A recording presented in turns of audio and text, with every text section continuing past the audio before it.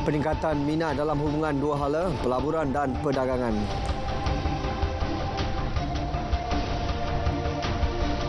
Assalamualaikum, salam Malaysia Madani. Berita tengah malam sama saya, Sahih Samsudin. Penganjuran 523 menerima respon positif dari segi penglibatan hubungan dua hala dan pelaburan. Perdana Menteri Datuk Seri Anwar Ibrahim kata, perkembangan positif ini tidak hanya tertumpu kepada sektor aeroangkasa, bahkan reaksi sama turut ditunjukkan dalam sektor maritim. Malah perkembangan ini mampu meningkatkan kerjasama perdagangan antara negara serta syarikat yang terlibat. In this particular Lima, we have seen additional engagement and interest in terms of not only enhancing bilateral relations, but in terms of investments and trade within partners, amongst partners. What we have achieved and seen in the last few days, and inshallah in the next 1 or 2 days, is a more robust engagement, performance, both in the aerospace but also in the maritime sector. Jelasnya hubungan sedia ada antara Malaysia dengan negara yang terlibat dengan Lima sebelum ini juga kekal utuh, khususnya melibatkan negara-negara ASEAN, Turki, Amerika Syarikat, Rusia dan Romania. Beliau berkata demikian dalam ucapannya dalam majlis resepsi persidangan maritim antarabangsa sempena 523 di Langkawi, Kedah. Turut hadir dalam majlis ini Menteri Pengangkutan Anthony Loke Siew Fook, Menteri Luar Datuk Seri Dr. Zamri Abdul Kadir serta delegasi dari dalam dan luar negara. Dalam pada itu, Perdana Menteri juga mengadakan pertemuan dua hala dengan Menteri Pertahanan Kebangsaan Korea Selatan Lee Jong-sup.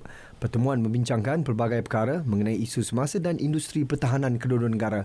Pertemuan berlangsung selama kira-kira setengah jam di Langkawi. Jong-sup yang dalam rangka lawatan rasmi ke Malaysia sempena 523 turut berkunjung ke pameran berkenaan di MIEC. Beberapa MOU turut dimeterai antara Malaysia dan Korea Selatan menerusi pameran Dwi tahunan ini selain mengadakan penerbangan persahabatan TUDM dan Black Eagle. Sejurus selepas itu, Datuk Seri Anwar turut menerima kunjungan Menteri Pengangkutan dan Penerbangan Awam Somalia Fardausa Osman Igal.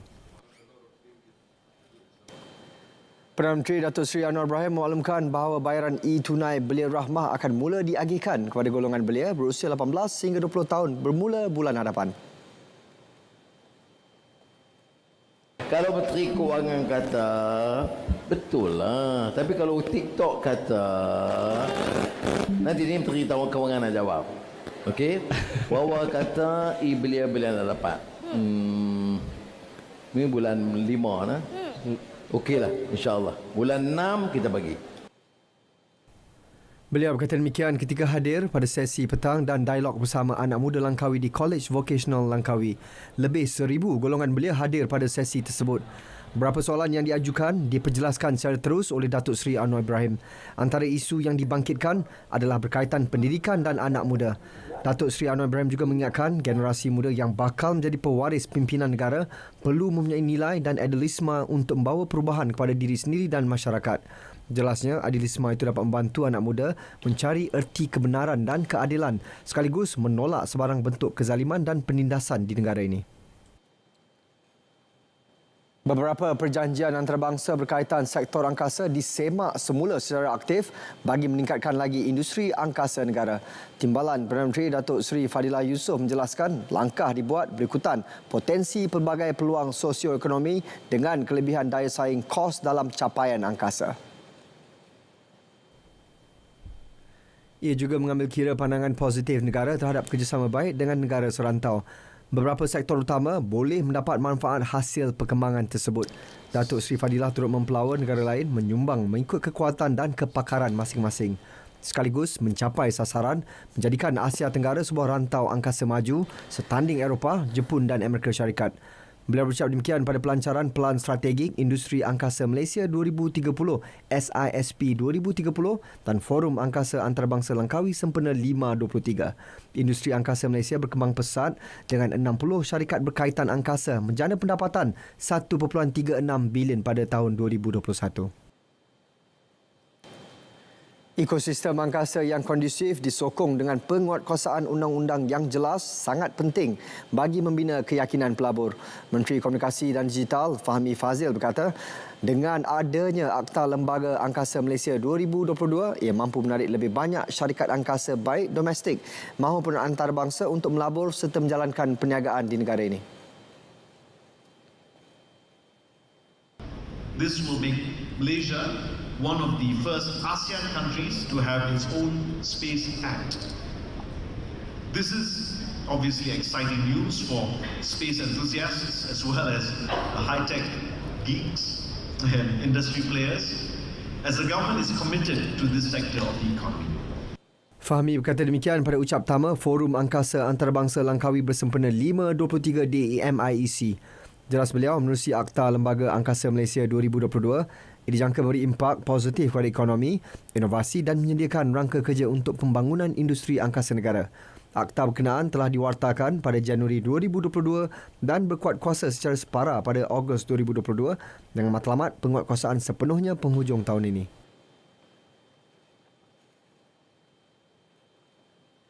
Dalam perkembangan lain, Fahmi Fadzil turut memaklumkan Pusat Ekonomi Digital PADI mampu menjadi pemangkin untuk merancangkan ekonomi setempat.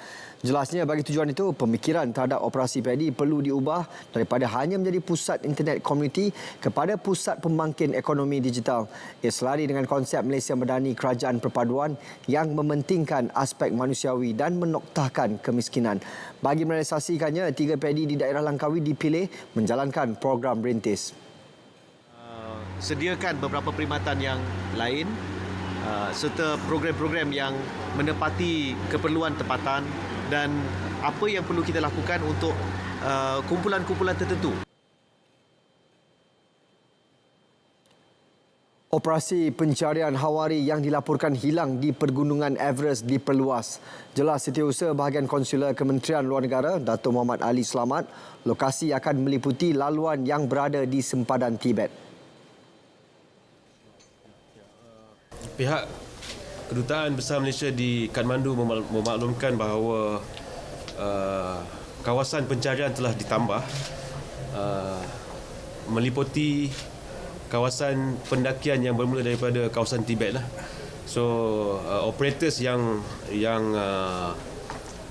berada di jalan pendakian daripada area Tibet itu telah dimaklumkan untuk membantu mengesan saudara hawari lah. So jadi usaha kerajaan sekarang ni diperluaskan lagi lah, bukan semata-mata di kawasan Nepal tapi juga di kawasan sebelah sana, di kawasan penguasaan Tibet. Misi pencarian akan dilipat gandakan memandangkan operasi pencarian bakal ditamatkan pada 28 Mei ekoran kawasan pergunungan perlu dikosongkan sebelum 29 Mei. Kerajaan Malaysia juga telah mengumumkan sumbangan bantuan keuangan sebanyak 1.48 juta ringgit kepada Kelab Eksplorasi Altitude bagi misi mencari dan menyelamat tersebut. Kedutaan Besar Malaysia di Kathmandu akan terus menghulurkan bantuan konsular sewajarnya bagi memastikan proses membawa pulang jenazah dan pencarian pendaki misi Malaysia Everest 2023 berjalan lancar.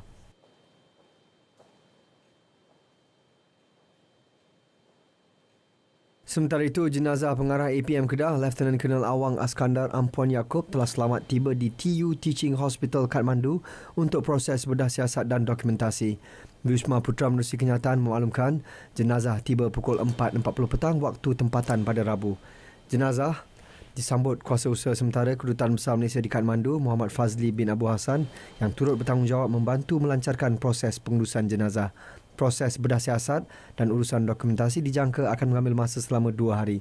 Jenazah dijangka tiba di tanah air selewat-lewatnya Sabtu 27 Mei.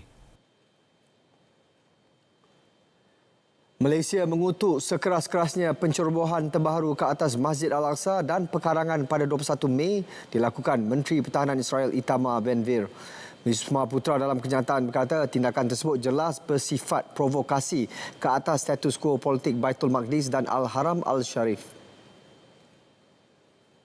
Malaysia sekali lagi menggesa seluruh komuniti antarabangsa untuk memaksa rejim Israel agar bertanggungjawab ke atas provokasi tersebut yang telah memburukkan lagi situasi yang telah sedia tegang.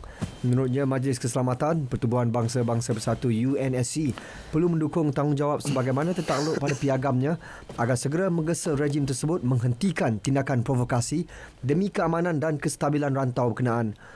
Malaysia kekal bersolidariti bersama rakyat Palestin berkenaan hak perundangannya sebagai negara bebas dan merdeka berpandukan persempadanan sebelum 1967 dengan Baitul Maqdis sebagai ibu negara. Ben-Gvir pada Ahad telah menceroboh Masjid Al-Aqsa buat kali kedua sejak dilantik dan mengisytihar penguasaan Israel ke atas tapak suci tersebut.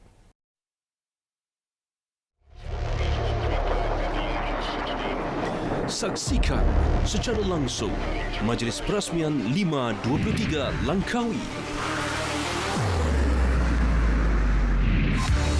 Selasa 23 Mei 2023, 9.15 pagi.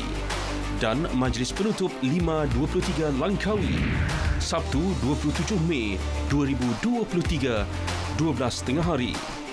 Bertempat di Pusat Pameran Antarabangsa Mahsuri Langkawi.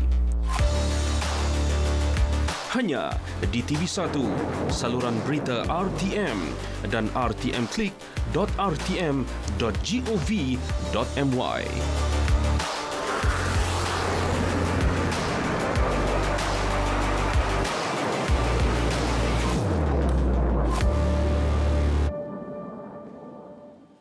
Walaupun permintaan gula di pasaran semakin meningkat, namun stok gula adalah mencukupi dan harganya dijamin kekal dikawal. Menteri Perdagangan Dalam Negeri dan Kos Sara Hidup, Datuk Seri Salahuddin Ayub, turut menasihatkan orang ramai agar tidak membuat pembelian panik. Dan kita telah pergi ke setiap tempat yang dikatakan terpencil. Dan bila ada berlakunya kekurangan, maka dengan pantas dan segera kita telah dapat mencukupkan bekalan. Sekiranya ada aduan di tempat-tempat tertentu, sila laporkan dengan segera kepada pihak KPDN supaya kita dapat mengatasi dan menghantar bekalan dengan kadar yang segera. Jangan bimbang, kita mempunyai bekalan yang mencukupi untuk rakyat dalam negara kita. Kementerian Perdagangan Dalam Negeri dan Kos Sara Hidup KPDN Negeri Sembilan menjamin bekalan gula terkawal dan mencukupi bagi keperluan pengguna di negeri ini. Menurut pengarahnya Muhammad Zahir Mazlan, ia berikutan bekalan gula daripada dua syarikat pengeluar utama melebihi anggaran diperlukan.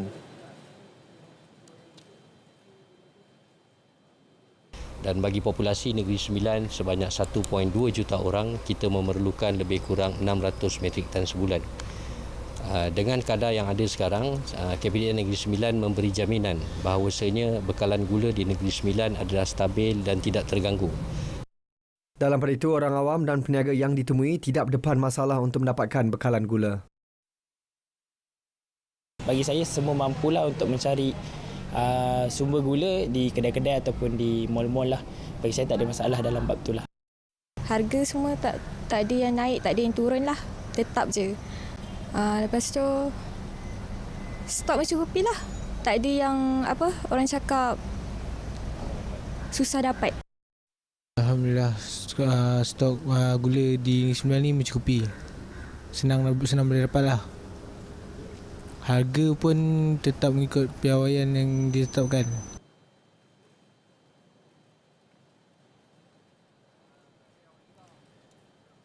Manakala di Kedah, tinjauan mendapati bekalan gula masih lagi terkawal namun dihadkan pembelian berikutan stok yang terhad di beberapa premis. Dia tulis itu terhad seorang sepaket sahajalah. Dalam kata saya rasa mungkin masih ada lagi kekurangan bekalan kot agaknya lah. Susah dapat juga lah. Cari atau kadang-kadang tak ada langsung.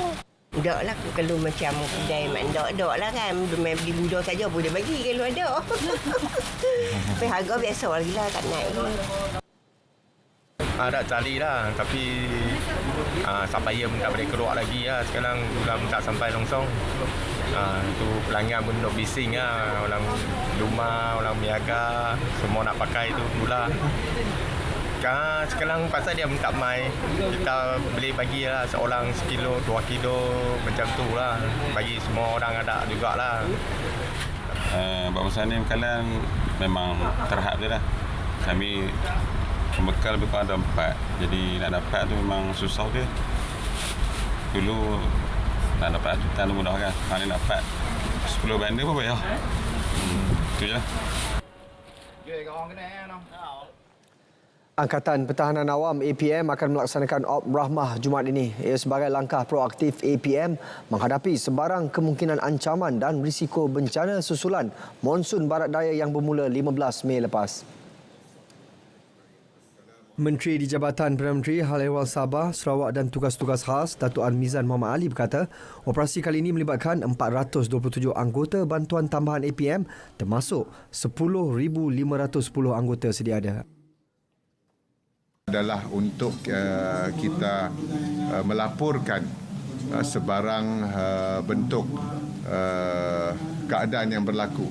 Kita memantau, yang kedua dan seterusnya melaporkan kepada agensi berkaitan sekiranya didapati di kawasan-kawasan, khususnya di kawasan-kawasan hotspot tertentu, terdapat sebarang risiko yang timbul daripada fenomena monsun barat daya ini. Op Rahmah turut melibatkan pelbagai agensi dan jabatan kerajaan. Antara aktiviti Op Rahmah ialah membuat rondaan dan pemantauan di lokasi panas dan memberi khidmat nasihat kepada orang awam tentang perkara yang dilarang, khususnya berkaitan dengan cuaca semasa. Beliau berkata demikian selepas melancarkan Ops Rahmah Monsun Barat Daya di Universiti Islam Antarabangsa Gombak. Gembira akhirnya dapat menjejakkan kaki ke Tanah Suci. Itu antara keterujaan 357 jemaah haji yang bertolak ke Madinah hari ini. Nurhela Razali ada laporannya. Pelbagai reaksi dapat dilihat para keluarga dan waris yang menghantar jemaah untuk berangkat ke Tanah Suci di Movenpick Hotel Convention Centre. Anak keempat daripada keluarga lah kami 9 adik. Hari ini nak hantar mak pergi. Alhamdulillah dapat menghantar mak ke Tanah Suci Mekah setelah rayuan membuat rayuan. So alhamdulillah saya bersyukur kepada Allah Subhanahu Wa Taala. Perasaan makcik sangat banggalah dapat menaikkan haji selama makcik tu menunggu. Selama ni makcik ingat dah tak dapat pergi dah. Jadi bila dah dapat tu bersyukur alhamdulillah. Dengan keadaan saya macam ni. Macam pun saya orang kata bila dah sampai sini saya tak tahu nak kata sedih, nak kata suka pun saya tak berani nak. Orang kata keadaan ialah kita yang sihat tiba-tiba jadi macam ni kan. Saya harap saya boleh buat sampai di sana saya boleh, insya-Allah. Saya cuba sedaya upaya saya. Manakala bagi Luqman Zamani berusia 35 tahun, beliau meluahkan rasa syukur dan berdebar apabila hasratnya untuk menunaikan ibadah haji pada usia muda tercapai. Berdebar jugalah sebab orang kata kalau umrah tu mungkin kita excited lah, macam teruja, tapi berdebar juga sebab orang kata haji ni lain sikit kan daripada umrah tu. So dan masa pula kalau umrah tu macam seminggu lebih, ni sebulan setengah kan. So satu cabaran rindu dekat keluarga, lepas tu cabaran nak sesuaikan diri kat sana kan. Pelbagai reaksi dapat dilihat daripada bakal jemaah yang akan meninggalkan ahli keluarga sepanjang melaksanakan ibadah haji tahun ini. Didoakan semoga perjalanan bakal jemaah haji dipermudahkan dan mendapat haji yang mabrur. Nurhela Razali, RTM. Seorang wanita warga emas ditemukan maut dengan kesan tikaman pada bahagian leher dalam kejadian di Kampung Tersusun, Simpang 5, Perak. Ketua Polis Perak, Datuk Seri Muhammad Yusri Hassan Basri berkata, maklumat awal berhubung kejadian diterima pihak Polis Daerah Krian pada pukul 6.45 petang semalam. Mangsa ditemui dengan kesan darah pada bantal, tilam dan dinding dalam keadaan separuh bogel selain terdapat kesan luka potong dan tikaman pada telinga, leher dan pipi. Siasatan lanjut mendapati pelaku telah memecah masuk rumah mangsa berdasarkan kesan umpil pada bahagian tingkap dan 3 keping cermin telah ditanggalkan. Hasil bedah siasat yang dijalankan di Unit Forensik Hospital Raja Permaisuri Bainun HRPB Ipoh mendapati punca kematian adalah disebabkan luka tikaman pada bahagian leher. Kes disiasat di bawah Seksyen 302 Kanun Keseksaan dan motif sebenar kejadian masih dalam siasatan. Usaha mengesan pelaku sedang giat dijalankan. Polis Kedah berjaya menempaskan sindiket pengedaran dadah jenis ganja melibatkan warga tempatan. Lebih 25,000 kilogram dirampas hasil 3 serbuan berasingan di sekitar Alustar dan Sungai Petani dalam tempoh 2 hari lalu. Menerusi kenyataan Ketua Polis Kedah, Datuk Wan Hassan Wan Ahmad berkata dalam serbuan pertama, 2 lelaki ditahan bersama 1 beg mengandungi 5 ketulan ganja anggaran berat 5,010 gram. Manakala di Sungai Petani, 2 lelaki lain turut ditahan bersama 5 ketulan ganja seberat 5,004 gram. Selepas daripada penahanan kesemua suspek itu, polis menemui 15 bungkusan ganja seberat 15,028 gram. Ganja terbabit ditemui di belakang kusen penumpang, bahagian belakang sebuah kenderaan di tepi lorong kawasan perumahan Kampung Batu 2, Sungai Petani. Ketiga-tiga rampasan dianggarkan bernilai RM77,630 dan nilai sitaan RM4,109. Kesemua suspek direman selama 7 hari bermula semalam. Kes disiasat menurut Seksyen 39B Akta Dadah Berbahaya 1952. Bidang pendidikan negara antara bidang yang menarik minat 30 pelabur dari China. Hasrat itu dinyatakan dalam satu taklimat di program pelaburan di Malaysia Pilihan Bijak, anjuran Majlis Profesor Negara MPN.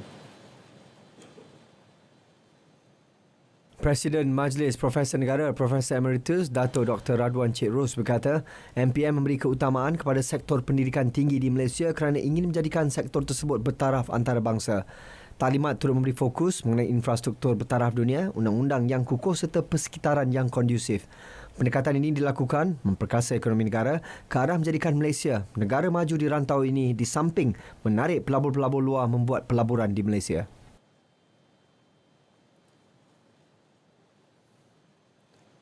Perbadanan Usahawan Nasional Berhad PUNB bakal mengadakan satu program khas penghujung bulan ini bagi mendapatkan maklum balas dan keperluan semasa usahawan Bumiputera.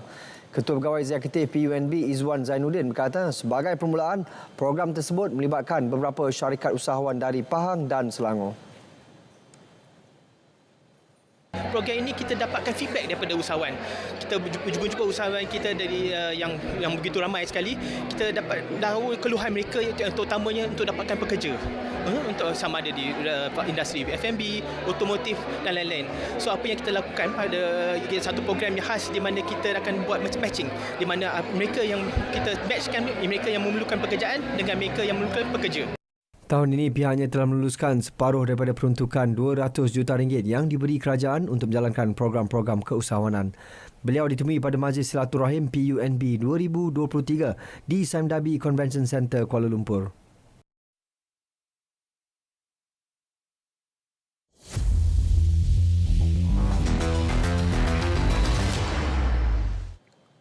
Kejohanan badminton para antarabangsa Bahrain, jago negara Chieh Liak Hao kembali memperagakan kecemerlangan selepas membolot 2 gelaran juara pada kejohanan tersebut.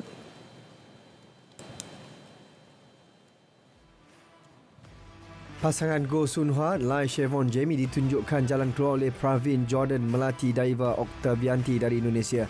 Beregu campuran profesional itu bertarung sehingga rubber set sebelum tewas 21.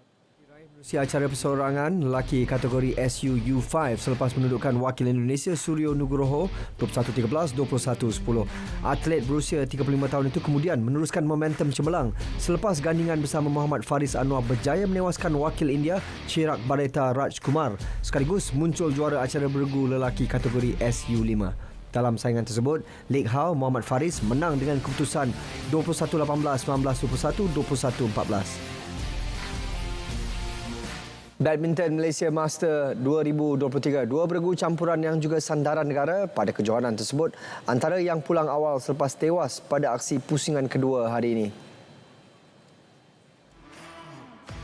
Pasangan Go Sun Hwa, Lai Chevon Jamie ditunjukkan jalan keluar oleh Pravin Jordan Melati Daiva Oktavianti dari Indonesia. Beregu campuran profesional itu bertarung sehingga rubber set sebelum tewas 21-19, 18-21, 12-21. Faktor kecederaan dan keletihan selepas aksi Piala Sudirman antara punca mereka gagal mengatasi pasangan nombor 5 dunia dari Indonesia itu. Memang kadang-kadang game macam tu you paksa 1-2 then you yang last tak tahan sampai last, so kita pun tak fikir banyak. Setiap bola belum jatuh sampai lantai kita pun asyik fight untuk dapatkan. Sebelum itu, satu lagi beregu campuran Tan Kian Meng, Lai Pei Jing juga pulang awal apabila tewas kepada pasangan dari Thailand. Kian Meng, Pei Jing dan Sun Hwa Chevon adalah antara pemain badminton yang berada dalam senarai program Road to Gold RTG. Skuad hoki kebangsaan diharap mengekalkan momentum kemenangan dalam aksi kedua kumpulan B Piala Remaja Asia menentang Bangladesh esok. Menurut jurulatih skuad hoki remaja negara Muhammad Amin Rahim, pasukan akan menganalisis kelemahan dan kekuatan Bangladesh dalam usaha mendapatkan kemenangan. So saya harapkan pemain-pemain akan terus kekal fokus untuk 60 minit permainan dan tidak boleh leka untuk beberapa minit pun atas perlawanan, kerana dalam perlawanan antarabangsa ni sedikit kelekaan ataupun kekecuaian di atas padang akan mengakibatkan gol oleh pihak lawan. Semalam, pasukan hoki remaja kebangsaan memulakan aksi pertama kumpulan B dengan berpesta gol 8-1 menewaskan Uzbekistan di Oman. Dalam aksi tersebut, Malaysia mempamerkan aksi bertenaga, malah berupaya memanfaatkan peluang mendapatkan jaringan dengan baik. Malaysia berjaya mendapatkan jaringan awal menerusi T. Prabu yang menyempurnakan peluang menerusi pukulan sudut penalti. Pemain itu juga membuktikan kecemerlangannya apabila berupaya melakukan hat-trick apabila menjadikan 2 lagi gol pada minit ke-9 dan ke-18. Pasukan pemanah tradisional negara kini telah bersedia sepenuhnya untuk memulakan cabaran kejohanan Kongres Cup 2023 di Istanbul, Turki. Menurut Presiden Persatuan Pemanah Tradisional Malaysia, Zainuddin Osman, pasukan negara membariskan pemanah terbaik untuk meraih keputusan positif pada kejohanan tersebut. Malaysia dah menghantar wakil sebanyak 25 orang mewakili daripada berbagai-bagai tim yang ada kat kami. Salah contoh daripada tim MBBT, Darul Jariah dan juga Precha. Seramai 25 orang, termasuk lelaki dan wanita.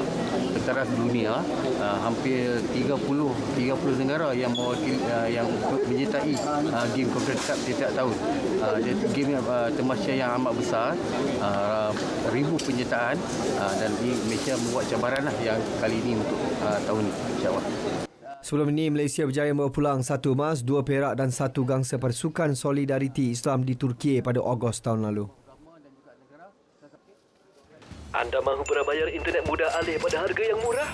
Satu lagi inisiatif kerajaan perpaduan di bawah KKD untuk golongan B40, penjimatan 22% dengan harga RM69 sebulan, berkelajuan 30 Mbps bersama data tanpa had. Pakej perpaduan internet semuanya ada untuk anda bermula Mac 2023. Pakej perpaduan internet untuk semua.